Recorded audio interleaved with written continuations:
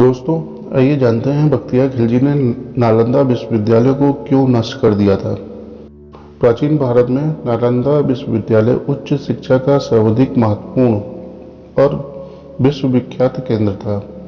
यह दुनिया का सबसे पुराना विश्वविद्यालय में से एक था। इसकी स्थापना 5वीं शताब्दी में गुप्त वंश के शासक सम्राट कुमार गुप्त ने की थी और महेंद्रादित्य के खिताब को अपनाया था।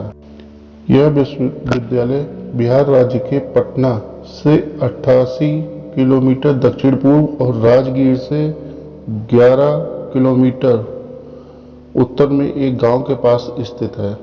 महायान बौद्ध धर्म के इस विश्वविद्यालय में ही हीनयान बौद्ध धर्म के साथ अन्य धर्मों की शिक्षा दी जाती थी और अनेक देशों के छात्र पढ़ने आते थे। अनेक पुराभिलेखों और शताब्दी सदी में भारत भ्रमण के लिए आए चीनी यात्री हैनसंग और इतिसंग के यात्रा विवरण से इस विश्वविद्यालय के बारे में विस्तृत जानकारी प्राप्त होती है। चीनी यात्री हैनसंग ने यहाँ लगभग साल भर शिक्षा ली थी।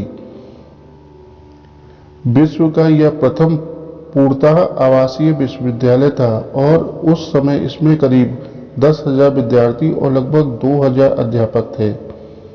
इसमें शिक्षा ग्रहण करने के लिए विद्यार्थी भारत के विभिन्न क्षेत्रों से ही नहीं बल्कि कोरिया, जापान, चीन, तिब्बत, इंडोनेशिया तथा तुर्की से भी आते थे। उस समय बख्तियार खिलजी ने उत्तर भारत में बौद्धों द्वारा शासित कुछ क्षेत्रों पर कब्जा कर लिया था और एक बार वह काफी बीमार पड़ा। उसने अपने हकीमों से काफी इलाज करवाया मगर वह ठीक नहीं हो सका और मरणासन स्थिति में पहुंच गया। तभी किसी ने उसको सलाह दी कि वह नालंदा विश्वविद्यालय के आयुर्वेद विभाग के प्रमुख आचार्य राहुल श्रीभद्र को बुलाए और दिखाए, परंतु खिलजी इसके लिए तैयार नहीं था। उसने अपने हकीमों पर ज्यादा भरोसा था। वह यह मानने को तैयार ही नहीं था कि भारतीय वैद्य उसके हकीमों से ज्यादा ज्ञान रखते हैं या ज्यादा काबिल हो सकते हैं। लेकिन अपनी जान बचाने के लिए उसको नालंदा विश्वविद्यालय के आयुर्वेद विभाग के प्रमुख आचार्य राहुल श्रीभद्र को बुलाना पड़ा। फिर बख्तियार खिलजी ने वैदराज के सामने एक अजीब सी शर्त रखी और कहा कि मैं उनके द्वारा दी गई किसी भी प्रकार की दवा नहीं खाऊंगा, बिना दवा के वो उसको ठीक करें।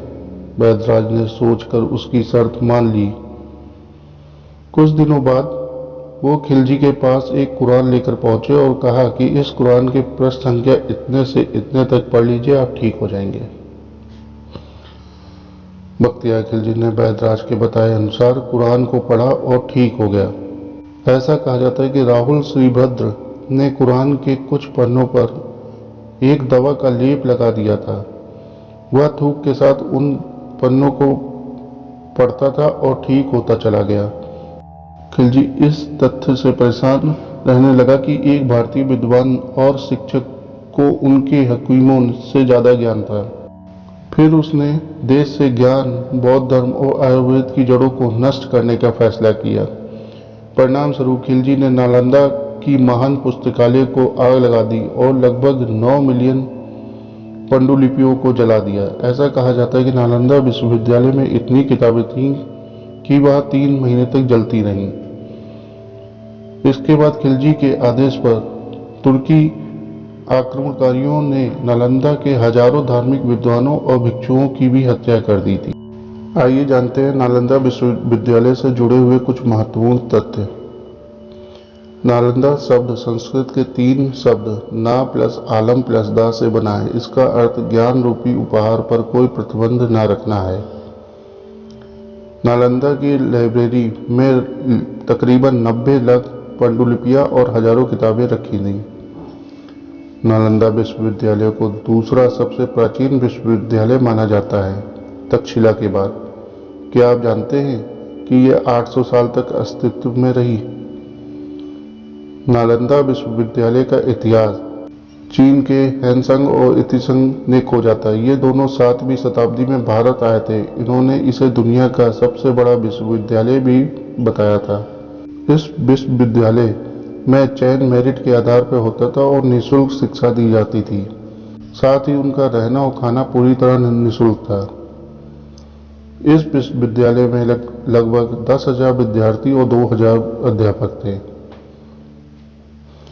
इस विश्वविद्यालय में भारत ही नहीं बल्कि कोरिया, जापान, चीन, Tibet, Indonesia, Iran, Greece, Mongolia आदि अन्य देशों के छात्र पढ़ने के लिए आते थे।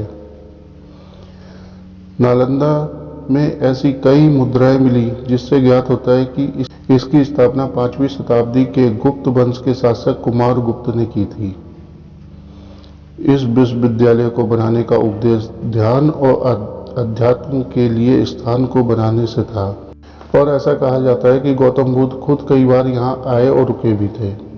सबसे खास और महत्वपूर्ण बात इस विश्वविद्यालय की यह थी कि कोई भी फैसला सबकी सहमति से लिया जाता था, यानी अध्यापकों के साथ छात्र भी अपनी राय देते थे, यानी यहाँ पर लोकतांत्रिक प्रणाली थी। अर्थात ऐसा कहना गलत नहीं होगा कि नालंदा विश्वविद्यालय पूरी दुनिया का दूसरा सबसे प्राचीन विश्वविद्यालय है, जिसे इख्तियारुद्दीन मोहम्मद बिन बख्तियार खिलजी ने नष्ट कर दिया था। दोस्तों, आशा करता हूँ आपको ये फैक्ट या इन्फॉर्मेशन अच्छी लगी होगी। अगर अच्छी लगी है तो चैनल को लाइक करिए, सब्सक्राइब करिए। धन्यवाद।